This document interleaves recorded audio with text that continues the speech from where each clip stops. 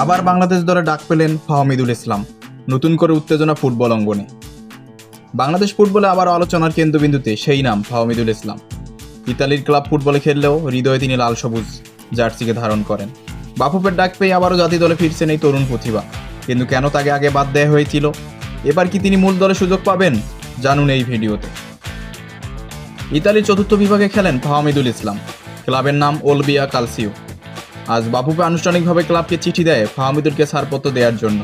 ঘণ্টাখানেকের মধ্যে ইতালির ক্লাবটি চিঠির জবাব দেয় এবং ফাহমিদুলকে জাতীয় দলে খেলতে ছাড় দেয় তিনি।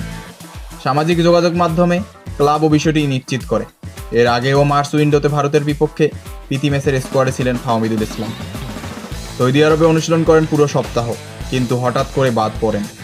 কি জানি হয়ে যায়, কেউ কিছু না বুঝতেই দল থেকে বাদ পড়েন। আর এখান থেকে জন্ম নেয় বিতর্ক। কী কারণে তাকে দলে বাদ দেওয়া হয়?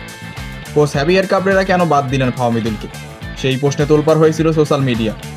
সমর্থকদের আন্দোলন থেকে শুরু করে যুব ও ক্রীড়া উপদেষ্টা আসিফ মাহমুদ সজীব ভুঁইয়াও তলব করেন বাফুফের সভাপতিকে।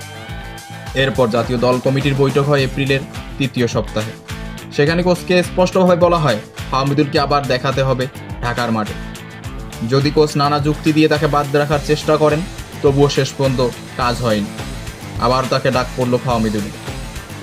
10 জুন এশিয়ান কাপ বাছাইয়ে বাংলাদেশের মুখোমুখি হবে সিঙ্গাপুর।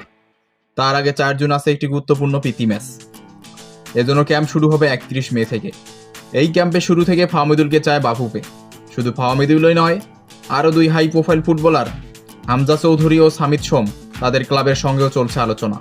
বাফুফে চায় ক্যাম্প শুরুর 1-2 দিনের মধ্যেই তারা ঢাকায় থাকুক। স্প্যানিশ কোচ ক্যাবরেরার দল নির্বাচন অনেক সময়ই প্রশ্নবিদ্ধ হয়েছে। ফাহমিদুলকে এবার তিনি চূড়ান্ত দলে রাখেন কিনা তা দেখতে মুখিয়ে আছে পুরো ফুটবল প্রেমী জাতি। ফাহমিদুলের দলে ফেরা শুধু একজন খেলোয়াড়ের ফিরে আসা নয়, এটা এক প্রকার বিশ্বাসের জয়, ভক্তদের দাবির প্রতিফলন এবং তরুণ প্রতিভাকে সুযোগ দেওয়ার উদাহরণ। আপনার কি মনে হয়, ফাহমিদুল এবার কি মূল দেখাদোষে জায়গা পাবেন? তার জায়গায় যদি আপনি কোচ হতেন, তাহলে কি তাকে খেলাতেন? আপনার মতামত জানান নিচের কমেন্টে। ভিডিওটি ভালো লাগলে লাইক দিন, বন্ধুদের সঙ্গে শেয়ার করুন। আর ফুটবল সংক্রান্ত এবং সারা বিশ্বের সব ধরনের খেলাধুলার সব আপডেট পেতে সাবস্ক্রাইব করুন আমাদের চ্যানেল।